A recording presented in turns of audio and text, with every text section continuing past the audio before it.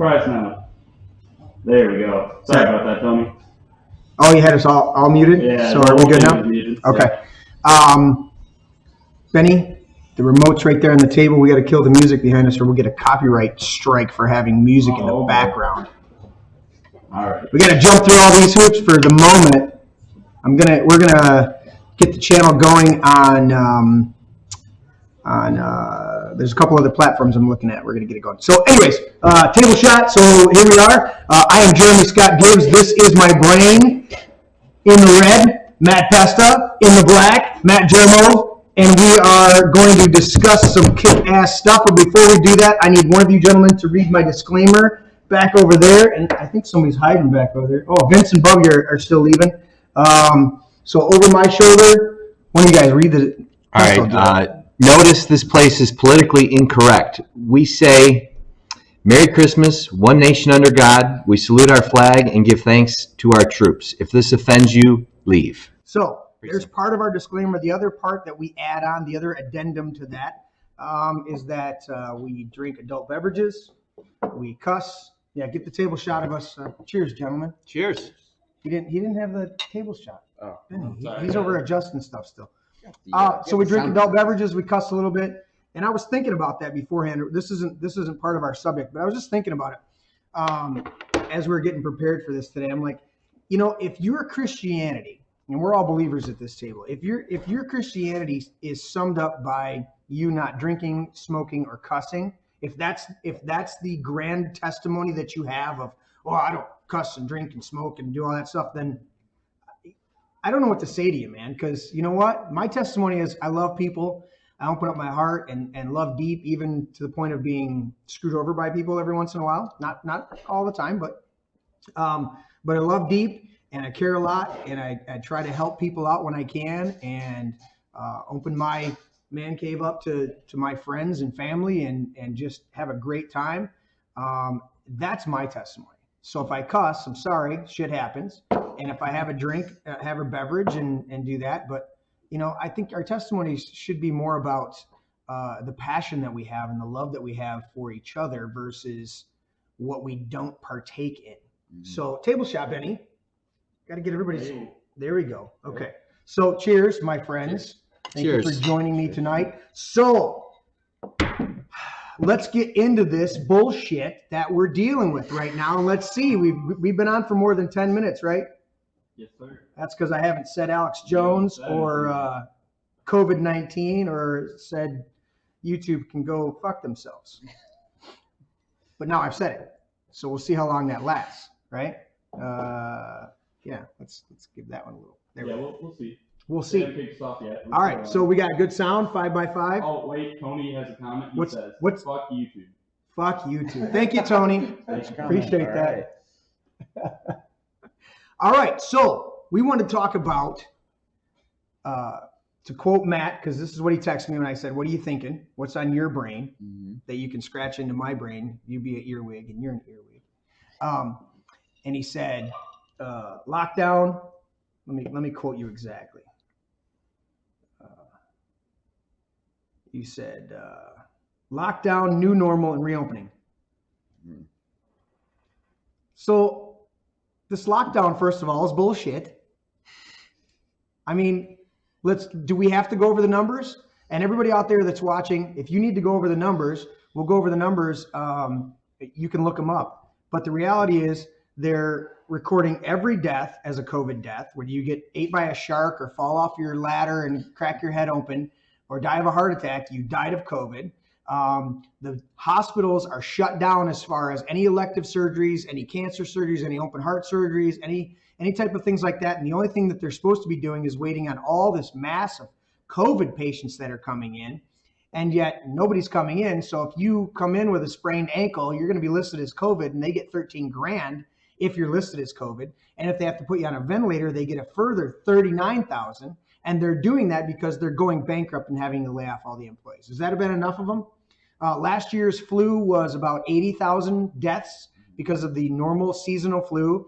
This year we've hit about 70,000 attributed to COVID. And I just told you most of it's bullshit.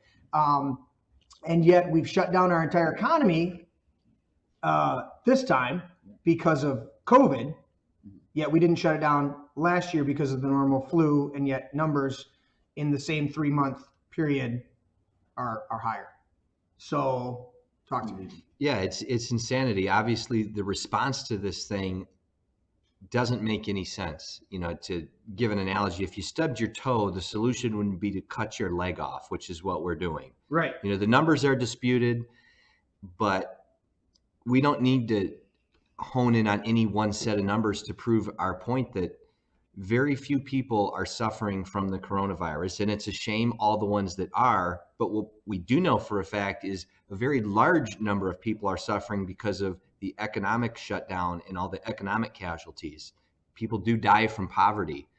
They do die from starvation. And when we're shutting down the economy and possibly facing a food shortage, there are going to be a whole list of casualties in third world countries. Or you hear these things, how the nursing homes want to get in on some of that COVID money. So they were taking in COVID patients. And I know in California, they're reporting half the COVID deaths are in nursing homes. Mm-hmm. Yeah. So this thing seems entirely overblown and manipulated to make worse for the financial incentive that's been set up in place by these bad systems. So do we want to list out the ideas of what this is really all about? I mean, obviously we're shutting down the economy. That hurts Trump and all the recovery that he's done. Okay. They're instituting all of this bullshit. And it's amazing to me that really we're in the list of 3 right now. You guys correct me if you see a different point of view, but we're in the list of 3: California, New York, and Michigan. Yeah. We're in the headlines. It's amazing to me when I turn on, and I don't watch regular news, but when I turn on like the radio driving to work or something like that, or if I'm catching Tucker Carlson or something like that, and it's Cuomo, Newsom, and Whitmer, and I'm like, holy shit, we're and you think about our state, it's like there's definitely a dominant blue area in 3 counties, but that's it. The rest of the state is completely red. Okay, and we voted for Trump this last time, and I'm going to tell you that 95% of this state is conservative. Okay, whether they vote Democrat or not, I can take you to people that I know, friends of mine that have voted Democrat. Okay, and voted for the left-leaning side. And if I sat down with them and we just went through a simple list of what they think how they live their life, they don't live like liberal whack jobs. I agree. They live conservative all day long. And I go, then why did you vote for a guy that why would you vote for Hillary, who wanted abortion on demand, who hates black people, calls them weeds, and thinks they need to be exterminated? Yet I had black friends that were like, super predators. Hillary's, yeah, she called black people super predators. Her attitude didn't change about that when she's running against Trump. And yet I had black friends of mine that I love and care for, and I didn't want to get into the debate with them because I'm like, you're obviously not looking at the full picture, but that woman's a witch. What's up? We just had a guy comment, "Oh no, your brain's dead," and I just wanted to tell him, "Fuck you," and go watch something else. We've gotten to Go ahead, Matt. We've gotten to the political side of things, right? Like we got there pretty quick because we've got context. We've been living through this, but how did we get here?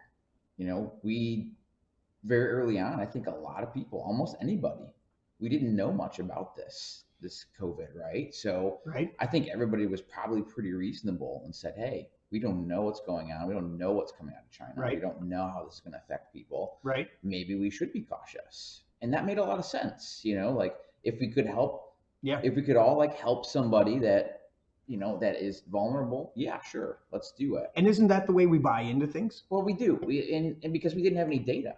We didn't know how this affected people. Is it real? Yes. Does it affect people? Some really bad. It hits some people really hard. Some people it doesn't. But now that we have data after this period of time, we're in this 2 solid months now where we, at least here in Michigan, we're shut down, right?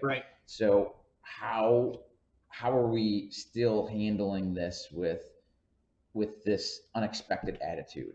Meaning, why are we still shut down when we've got data that kind of gets away that fear-mongering side of things? So that then says, okay, well, why are we still here? Right. Then we jump into politics because what's happening in a few months? A big election. Huge election. So can we make that jump? I think there's a good. Absolutely. I think we can, especially if you're on one side rather than the other. Because why are we still here when other states either didn't shut down or shut down very limited? Yeah. And the numbers don't. And the numbers don't bear out. And when you're honest, one of the things that I said 2 months ago, and I never bought into it fully. We took the month off just because they shut everything down, and quite frankly, my guys didn't want to risk going out. You don't know what's gonna. Well, we had the paperwork. We had some paperwork from one of our contractors that we worked for that his lawyer drafted up. That was basically, it's in my truck. It's a paperwork that says basically you have safe passage to travel. And I'm like, the fact that I have to have this pisses me off, and just I don't even want to do this. But we had that stuff, but I still didn't buy into it, and I kept listening and watching and listening and watching. And I already come from a very skeptical background. Mm-hmm. Whenever government comes out in full force and backing something, I have a problem with it. Yeah. I just automatically throw up a red flag of if you're for this, I'm not going to just automatically shoot it down like I'm the left looking at Trump. Because if Trump came out and said, I'm for clean air, they would go, well, clean air is bad. Because that's how they are. But at the same time, whenever our government begins to tout stuff, I look at it skeptically. Then I might go, okay, I agree with that. Has anybody else noticed how much more skeptical we are of literally every source? You'd have the certain news sources you knew would lean more left or more right or whatever it was. But now you can't see an article from anywhere without being, okay, where's the bias? Okay, what's your agenda? And it's not about information. It's not about, hey, here's a good treatment. Right. No, it's what is this author's agenda? That seems to be everywhere now, and that's really frustrating.